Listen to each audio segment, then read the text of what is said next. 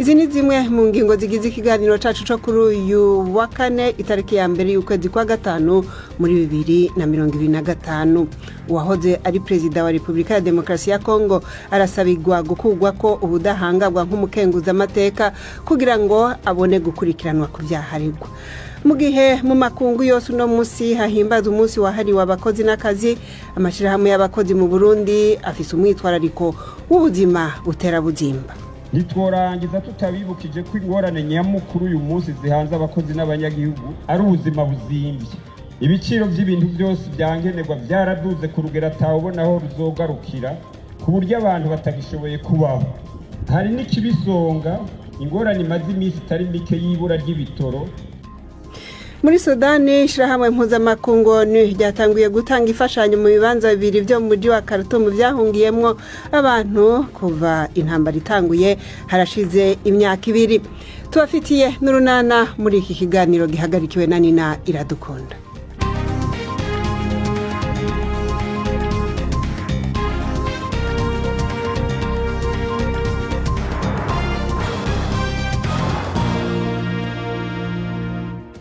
Nongeye kubaha ikaze. Binyamakuru byo muri Leta Zunze Ubumwe za Amerika bimenyesha yuko umujanama mu by'umutekano ku rwego rw'igihugu agiye gusezera mu kazi.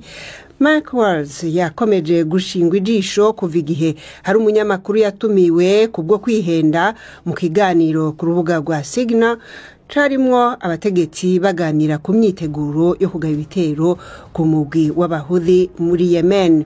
Ibiro vya President White House ntibiremeza nimba agiye kuva mu kazi, ariko President Trump yitezwe yuko aja gushikira ijambo mu mwanya uri imbere. Bwana Waltz yazoba abaye uwa mbere atakaje akazi kiwe mu butegetsi bwa Trump kuva agarutse mu biro by'umukuru w'igihugu mu ntango z'uyu mwaka. Leta ya Ukraine yatangaje urwandiko rw'amasezerano yashize kw'igikumu hamwe na Leta Zunze Ubumwe za Amerika kubijanye no gusangira inyungu zizova mu butunzi bw'amasoko ntanganguvu hamwe n'amabuye y'agaciro muri Ukraine. Ruvuga ku migenderanire irama muri Ukraine nk'igihugu kirangwamwo umwidegemvyo, ubudahangagwa n'umutekano. Imfashanyo yose izotangwa muri kazoza iturutse muri Amerika izofatwa nk'umutahe ushowe muri iyo migenderanire, ariko urwo rwandiko ntaco ruvuga nimba hari imfashanyo Leta Zunze Ubumwe za Amerika zari zimaze gutanga zizoheza zigasubizwa ivyo Trump yamye asaba mbere. Nta nubwo birimo nimba Ukraine yarasezeraniwe kubahirizwa umutekano na Amerika nk'uko ubutegetsi bwa Kiev bwamye bubisaba. Muri Repubulika ya Demokarasi ya Kongo uwahoze ari umukuru w'ico gihugu Joseph Kabila yasabiwe kuvanwa ko ubudahangagwa nk'umukenguza amateka kugira ngo bikunde ashengezwe imbere ya sentare. Byakozwe n'ubushikirazamanza bwa gisirikare nk'uko bitangazwa n'umushikiranganje ajejwe ubutungane. Joseph Kabila yagirizwa ivyaha birimwo guhemukira igihugu ndetse n'ubwicanyi. Leta ya Kongo yari isanzwe yagiriza Kabila kuba inyuma y'umugwi witwaje ibigwanisho wa M23 uyigwanya mu buseruko bw'ico gihugu. Bikaba byakomeye gusumba kuvaho bivugiwe yuko yasubiye mu gihugu aciye mu karere kagenzurwa n'uwo mugwi ugwanya leta. Ni inkuru ya Prime Nikumagenge ari Nairobi. Uwahoze ari umukuru w'igihugu Joseph Kabila asanzwe ari umukenguza amateka ubuzima bwiwe bwose. Kugira ashengezwe imbere y'ubutungane rero ni ngombwa banze kwamburwa ubudahangarwa ahabwa n'ico cubahiro. Mu itangazo ryo kuwa gatatu mw'ijoro umushikiranganje w'ubutungane Constant Mutamba yavuze yuko ubushikiriza amanza bwa gisirikare bwabisabye inama nkenguza amateka. Mutamba avuga ko ubwo bushikiriza amanza bufise ibimenyetso simusiga ku byaha by'ubuhemu, ubwicanyi, kuba mu mugwi ugwanya igihugu, ibyaha by'intambara n'ibyaha bikorewe zina muntu vyagirizwa uwo yahoze ari umukuru w'igihugu. Joseph Kabila ntacaravuga kuri ibi vyaha bikomeye Mutamba yavuze yuko yagirizwa. Mu kwezi kwa kabiri uyu mwaka Perezida wa Kongo Felix Tshisekedi yavuze yuko Kabila ariwe muntu nyawe ari nyuma y'intambara iri kwirabera mu buseruko bw'ico gihugu, amwagiriza gushikira umugwi M23 witwaje ibigwanisho. Kwinuba Joseph Kabila vyarushirije gukomera kuva aho bivugiwe ko inyuma y'imyaka hafi 2 ataba mu gihugu yatashe akinjirira Igoma hagenzurwa n'uwo muhari M23. aho haraheze indwi zibiri ariko gushika ubu Kabila ntiyigeze yemeza ko yagiyeyo ko ari yakiri canke ngo avuge aho yoba ari muri iki gihe. Abashigikiye Joseph Kabila bagiriza leta ko imaze igihe ikora ibikorwa birimo gufatira amatungo yiwe mu gihugu no kuburagiza bamwe mu mugambwe wiwe. Kabila w'imyaka 53 yategetse ico gihugu ca Kongo imyaka 18 kuva mu 2001, aho yari afise imyaka 29 gusa, akaba yasubiriye se Laurent Désiré Kabila ahejeje kugandagurwa. Arakoze Prime ndi kumagengereka twereje mu makuru yerekeye abakozi n'akazi mu Burundi. Inani z'amashirahamwe aharanira inyungu z'abakozi Kosibu na CSB zivuga yuko abakozi bo mu bisata bitandukanye by'ubuzima bw'igihugu babayeho nabi nako muri kino gihe kubera ubuzima buguma buzimba uko bukeye uko bwije. Ayo mashirahamwe avuga yuko vyunyugwa n'ikena ry'ibitoro rigira rimara imyaka 4 ryugarije Burundi rigahungabanya imirimo y'ubutunzi. Ayo mahuriro aranegura kandi ico yita ubuzi butangwa atamuco canke bugatangwa hisunzwe ikimenyane gishingiye kuri politike. Izo mpuzamashirahamwe zabishikirije kuri uyu wa kane igihe Burundi byifatanya n'amakungu mu guhimbaza umunsi wahariwe abakozi n'akazi. Asaba umukuru w'igihugu gutunganya ibiganiro birimo imigwi yose kugira ngo bigire hamwe nako ingena hoboneka umuturama kuri iki kibazo. N'inkuru ya Jidasi Hundi Mpundu. Nubwo wari umunsi wahariwe abakozi n'akazi, bamwe mu bakozi bari bitavye ibirori mu gisagara ca Bujumbura utaboneka ko batari banezerewe. Hari n'abase kuvugisha ibimenyesha makuru igihe byariko birababaza ingene babona ubu munsi, bakaba basiguye ko bavuze kuva kera ariko ko atakiravamwo. Iyi myitwarariko yagaragariye no mu ijambo ryashikirijwe na Celestin Savyimana yaserukiye inani mpuzamasendika Kosibo na CSB. Yatanguye anegura ingene ubuzi butangwa bidaciye mu muco. Akazi nta gaciro kagihabwa kubera imigambwe, ugasanga hamwe iyo hagomba gutangwa akazi aho guhiganisha bene Burundi bavyipfuza mu kunganisha abarundi bose imbere y'amategeko, intode z'abakaronka ugasanga zivuye mu migambo, naho rimwe haba uruhendo ngo guhiganishwa. Ivyo navyo bikaba biri mu karenganya abakozi biyamiriza. Aha umukuru w'igihugu Evariste Ndayishimiye yatanze inyishu. Hakazi umuntu agashoboye, reha kwirigura vuga ngo kamwana wa mama, hakazi ugashoboye uzozaganywa azazaranyandikira kuri WhatsApp nibarizo bamurenganije. Ibintu bitera injyane mu gihugu ni ibintu by'akamwana wa mama na karenganyo nibiturire, ivyo dukwiye kubisezerera ngaha muri iki gihugu cacu. Celestin Savyimana yaserukiye Kosibo na CSB yagarutse kandi ku makuba abakozi babayemwo kubera ibihe bitoroshe by'ubutunzi. Nitworangiza tutabibukije ko ingorane nyamukuru uyu munsi zihanze abakozi n'abanyagihugu ari ubuzima buzimbye. Ibiciro by'ibintu byose byankenerwa byaraduze ku rugero atawubona aho ruzogarukira, ku buryo abantu batagishoboye kubaho. Hari n'ikibisonga ingorane imaze iminsi itari mike y'ibura ry'ibitoro bigatuma umuntu wese abura icyo afata n'icyo areka. Twobasaba ko hoba ibiganiro bya vuba birimo imigwi mikuru byotuma haba intango y'inyishu kuri ubwo buzima buzimbye be n'ikibazo c'ibura ry'ibitoro. Umukuru w'igihugu mu gutanga inyishu yashimikiye cyane ku kungene abakozi bakwiye guhindura ingendo kugira bakwamura ubutunzi. Ibanga ryo kuzimbura ubuzima no gukora ukamisha itunga kama Imana yaduhaye, nico cyonyene kizotuma ubuzima buzimbuka, kuko Imana yarabiduhaye byose biri ngaho. None dushaka kwiyicarira ngo vyizane cyo kurondera ifashanyo yo kubagaburira. Genda murabe mu bindi bihugu biteye imbere, none baba bakura hiryo tunga, none twebwe harazibiye aho barikura, haruguruye ni twebwe turi binebwe. Ku yindi myitwarariko abakozi batura leta, umukuru w'igihugu yishuye ko ari bo nyabona bakwiye kwibaza ibibazo kubera leta ari bo nyene. Yaciye ategeka ko kuva uno munsi baja hamwe bakiga ingene hobone kumuturama ku ngorane zitandukanye bakazomuha icegeranyo mu kwezi kw'indwi. igipolisi muri Tanzania cataye muri yompi umuntu akekwa yuko yagiriye nawe umupatiri azwi cyane yuko asanzwe atihanganira akarenganyo. Patiri Charles Kitima asanzwe ari umunyamabanga w'inama nkuru y'abepiskopi mu gihugu yakubiswe n'abantu babiri mu nzu yo kwivuniramo akanyota mu mujyi wa Dar es Salaam bamukubita ikintu camukase mu mutwe. Ubu mugabo bakavuga yuko ahari mu bitaro asa naho ataco akibaye. Hatanguye kuduga icuka kibi mu gihe amatora yegereje mu kwezi kw'icumi ngaho muri Tanzania.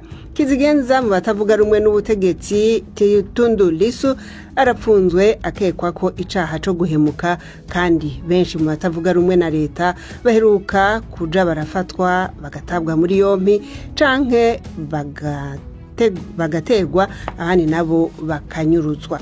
Imumva ni BBC gahuza miryango, tugeze ku isaha 1:20 mu karere k'ibiyaga binini.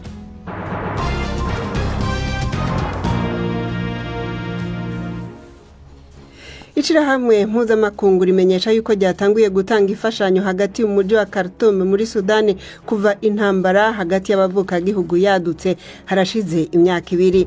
Ubwo rwego gongeye kandi gutera kamo ku kibazo c'ubwicanyi bw'ikivunga n'ubu kibandanya ku banyagihugu basanzwe. Inkuru ya Charles Haveland mwishikirizwa na Jean-Claude Mwambutsa. Iyi ntambara ihanganishije mukuru w'igisirikare n'uwahoza mwungirije yatumye umurwa mukuru ubizingiro ry'intambara imaze amezi menshi imena amaraso. Inkengero za Khartoum aho kera kabaye abagera ku bihumbi 20 barimo uwitwa Arazari batangiye kubona inkunga y'ibiribwa, bavuga ko bugarijwe n'icyago gikomeye cy'inzara. Ni mu gihe kandi umukuru w'ishami rya Loni ryita ku burenganzira bwa muntu Volker Turk avuga ko amahano abera muri Sudani asa n'atagira umupaka. Avuga ko mu majyaruguru ya Darfur ibikorwa by'umutwe w'abarwanyi ba RSF byo kwigarurira umujyi wa El Fasher byahitanye abasivile batari munsi ya 542 mu gihe cy'ibyumweru 3 gusa. Yanavuze ku cyo yise ubwicanyi bwa kinyamaswa bukorwa n'impande zombi zirwana muri leta ya Khartoum. Muri Kenya abantu baguye mu gahundwe bumvise inkuru y'umushinga amateka yarasiwe mu ibarabara mu mujyi wa Nairobi. Charles Ogondo Were yaracwe n'umuntu yamukurikiye ku ipikipiki aramanuka amurasa mwegereye. Perezida William Ruto yavuze yuko abagize uruhara muri ubwo bwicanyi bategerezwa kubibazwa. Umushoferi n'uwundi muntu bari kumwe mu modokari ya Bwana Were barokotse. Igipolisi kikavuga yuko bwari ubwicanyi bugambiriye wenyene. Nyakwigendera yari uwo mu mugambwe ODM utavuga rumwe n'ubutegetsi. Imbere yo kuja mu runana tubabwiye yuko ishirahamwe ry'umupira w'amaguru hano mu Bwongereza ryatangaje ko ritazosubira kwemerera abagore bahinduye igitsina canke aba transgender gukina mu migwi y'abagore kuva mu kwezi kwa gatandatu. Urwego shingwa ntwaro rwa FA rwavuze yuko rwahinduye amategeko inyuma yaho mu kwezi guheze sentare nkuru iciriye urubanza ku kibazo cyo kumenya ukwiye kwitwa ko ari umugore uwariwe, ikemeza yuko bazofatira ku gitsina umuntu mu bisanzwe aba yaravukanye. Birakekwa yuko abahinduye igitsina bagera kuri 200 bashobora guhura n'ingaruka z'iki cemezo ca FA. Muri Ekose hoho ico gihugu gishobora gufata iyo ngingo igatangura gukoreshwa kuva mu isekeza ry'amahiganwa y'umupira w'amaguru azokurikira mu mwaka uza. BBC gahuza miryango, reka ubu naho duhakanya abakunzi b'urunana.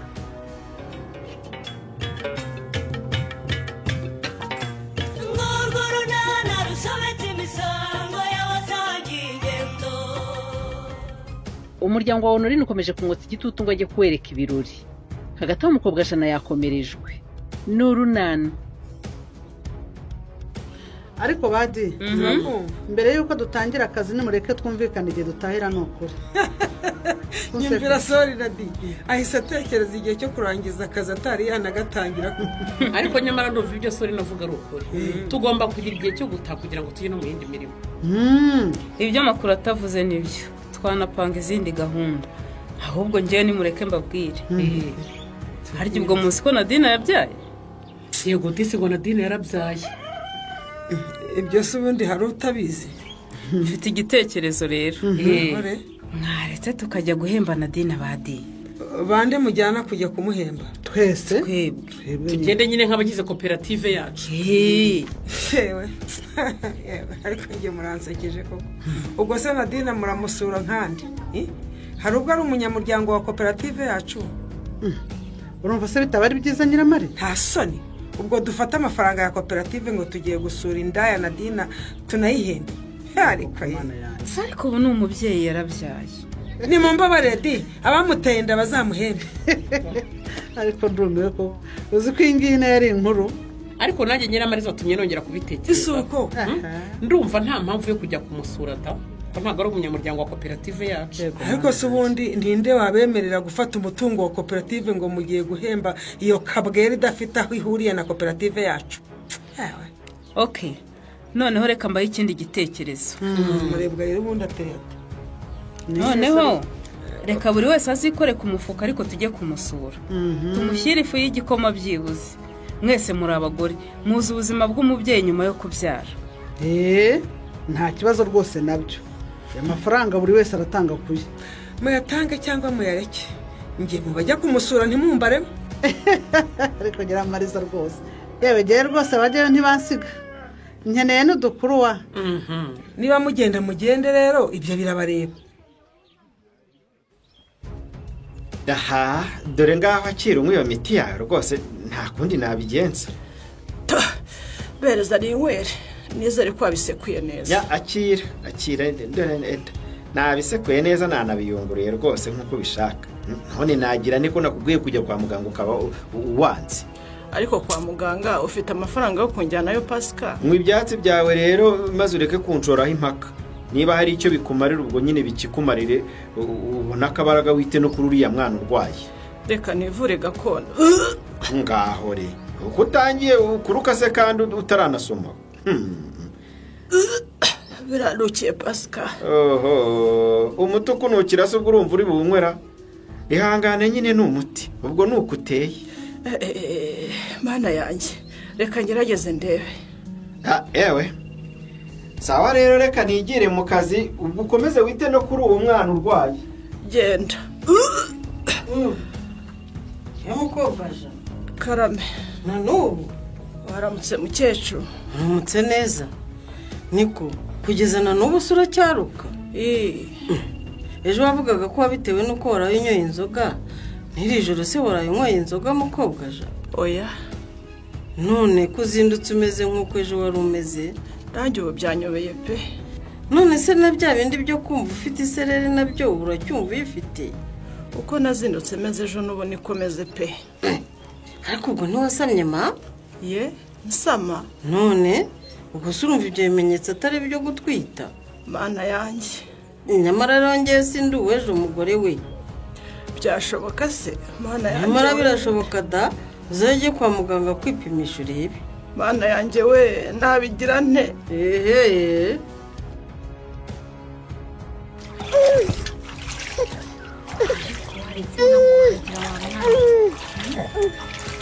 ariko ubundi telefone yakomeje guhamagara ntabwo iri murampamagara yego mana yanjye inyogokuru si uko ampamagaye aro uraho nyabu uraho nyogokuru yego mana nari nagize ngo wayitaye nyogokuru ambabarira nari mugiye mu kuhagira umwana mbese ariko se nyabu karame urumva nta soni kuba twarakubajije ikibazo ukaba warakomeje kwicecekera ikihe kibazo se ubwo umugabo wawe yagushubije iki ku bijyanye n'icyifuzo cyo kuza kugusaba mukecuru zana iyo telefone mwivugishirize umva ye nguyu inyokorome nimuvugane nta kibazo niko sha karame ako si agasuzuguro cyangwa kubera iki se ubyita agasuzuguro manu none ko wakomeje kwicecekera ariko ntabwo nacecetse mbese ngo ntabwo wacecetse ubu se watubwiye iki niko niba uwo mugabo wawe adashaka kuza kugusaba ngo mujye no gusezerana bitubwire uranyumva ndakumva erega ntugire ngo kubikubwira no kugushora mwana wacu ndabyumva ni kubw'inyungu zawe wowe ubwayo uri ndetse no kubw'inyungu z'uwo mwana wawe wabyaranye n'uwo mugabo nubwo natwe dushaka ibyo birori mu muryango wacu erega manu ntabwo nanjye nicaye nyine ndakubaza ukomeza kuvuga ko uticaye wakoze iki kugeza ubu? nyine umugabo wanjye narabimubwiye. Hanyuma yabikozeho iki? Utatubwiye icyo abitekereza? Rwose pe ndabizeza ko bizaba kandi vuba. Twabyizera dushingiye kuki? Hashize igihe kingana iki ubwiye nyogokuru ko muzaza ntimuzi? Uzi ko watumye bambatiza irya Semuhanuka? Ni ukuri twatangiye imyiteguro pe ahubwo twari tutarabaha ayo makuru.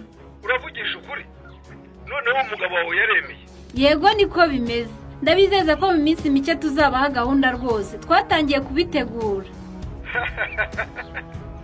Nuko none icyo nicyo twashakaga kumva.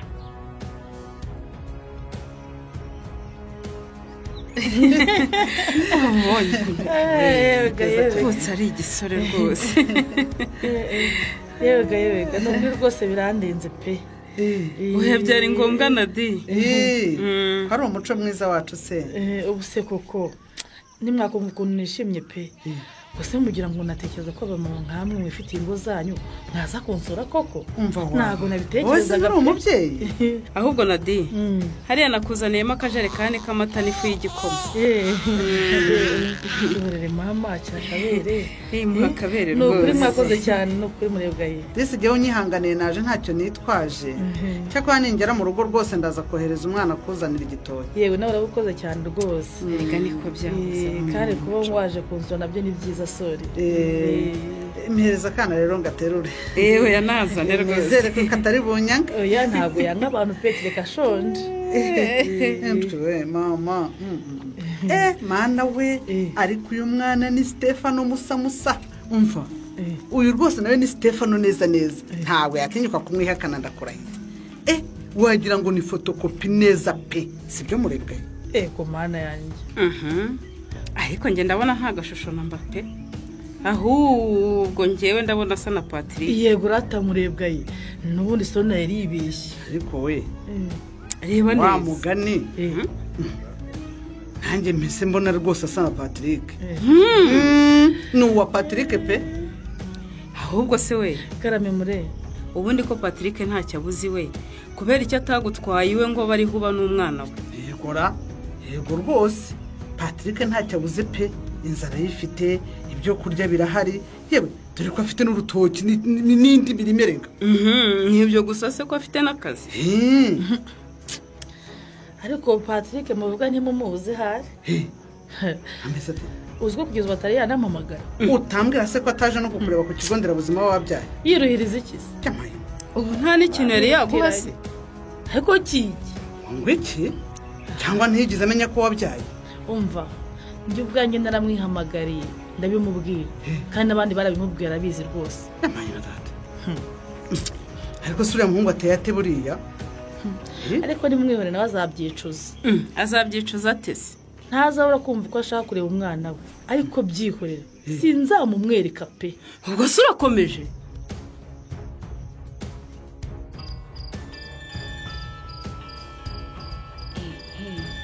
Ariko uyu munsi noneho ndabona ari uwa telefone rwose. Ntizatumye nduhuka pe. Alo? Ugiye kwirirwa Nori? Yego wiriwe neza nyogoku. Ndabona uyu munsi mwankunze ndishimye. Bikoye. Karame. Mbese ugira ngo kuva mu gitondo ubwo watubwiraga ya makuru meza twahumetse nyaho. Habaye iki se kandi? Natwe twahise tumenyesha abandi bo mu muryango ma. Nibyo se? Burya nyogorume yahise abwira bashiki be abwira na ba se wabo. Erega ubwo inkuru yahise isakara ko umukwe wanyu azaza gusaba muri iyi minsi ya vuba. Yego rwose. Yego mana. Ahubwo se uguze impamvu bibaye ngombwa ko nongera kuguhamagara. Nyine abo bandi bo mu muryango bamaze kumenya iyo nkuru hari ibitekerezo n'ibyifuzo bahise bagira kandi koko nanjye numvise ari byo ndetse na nyokorume wa wundi mwavuganye mu gitondo yabishyigikiye. Ni ibihe bitekerezo n'ibyifuzo bagize nyogoku? Ubu barashaka ko ku ruhande rwacu bizaba ari ibirori by'agatangaza. Icyo cyo ni icyifuzo cya buri wese rwose nyogoku. Ubwo rero hari ibitekerezo batanze kandi bansaba ko ngomba kurara mbikubwiye. Muri uko gusaba no gukwa urabizi ko hatangwa inkwano. Yego. Iyo nkwano igomba kuba itubutse.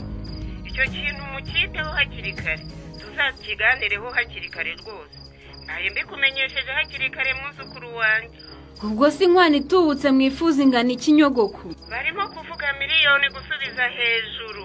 ego ko mana yanjye ariko ubwo haruzi ubushobozi bw'umugabo wanjye. umva se n'ibindi yewe keretse niba udashaka kutwubahisha unteze amatwi. yego ngo ibijyanye n'imyambarire witegure ko nyogosenge azaza kugusura vuba aha nabyo mukazabyemeranywaho. ni ukuzambara nk'abakire. ngwiki kwambara bya gikire mukazaza mu mamodoka menshi. ibyo kuzaza birunze mu kamodoka kamwe reka reka reka. ariko nyogoku ibyo murumva umugabo wanjye azabishobora ahubwo si byo muvuga azabyemera. none se ko naguha agatebe ariko ntiwicare Stefa. ugira ngo se hano ndi buhatinde mukobwa Jean. reka ashyitse amaronko da. oya ahubwo reka mpite ndasa ku ntego nkubwire igitumye nza kukureba. nta kibazo. niko ejo warasibye bituma tudasinya amadosiye none n'uno munsi ntiwaje ku kazi. ubwo si byo gusinya amadosiye bimeze bite? urashaka ko umuti wangirikira mu ikaramu? sha waretse ko ibibazo mfite ahari byinshi. utubwira ko Pascal aricyo yakoze? reka da ahubwo ni uburwayi. ejo Pascal yari yambwiye ko mwarwaje umwana gusa asabwa ko nanjye ndwaye. ye nawe urarwaye? sha nanjye kuva ejo ndarwaye. urwaye iki se? ndakizi se. wafashwe ute? sha ibimenyetso mfite nanjye byancanze. bimeze bite se? nawe se nsigaye mbyukana isereri nkumva agaseseme yewe nkanaruka. ubwo kandi intege ni nke pe. ku kagoroba nk'ubu nkumva gakonje. ubwo si yo si malariya warwaye sha? yaba yari yose ntibibe ibindi koko Stefa. hari ibindi ukeka se? urakeka ko waba wararozwe? oya sha njye ndakeka malariya rwose. iyo ni malariya warwaye pe. wowe urakeka malariya? rwose. none se nawe wibuka muri ka gahoro tumaze iminsi dusinyiramo amadosiye wabonye umubu buhari uretse kuba tutumvise ko waturumye kubera gutwarwa? shaho byihorere ari malariya naba ngize amahirwe. kubera icyo uvuga utyo? uzi ko nabitekerereje rangwa idakambwira ko nshobora kuba ntwite. nibyo kandi nanjye nkurikije uko nimva byashoboka pe. kutwiteze? none se byaguteye ubwoba? ariko uzi ko ibi bimenyetso bigaragaye nyuma y'aho hashize amezi yenda kurenga 3 ntaryamana Pascal Stefa. rahira rero. ubwo urumva ndamutse ntwite nabisobanura nte? uzi ko nanjye mbigezeho ikibazo. birakaze. ibi mukobwa jana akeka bibaye kuri hacuriki ntuzacikwe n'ikiganiro urunana cy'ubutaha. ikinamico urunana mwitegurirwa n'umuryango Urunana Development Communication mukayikurikira kuri radio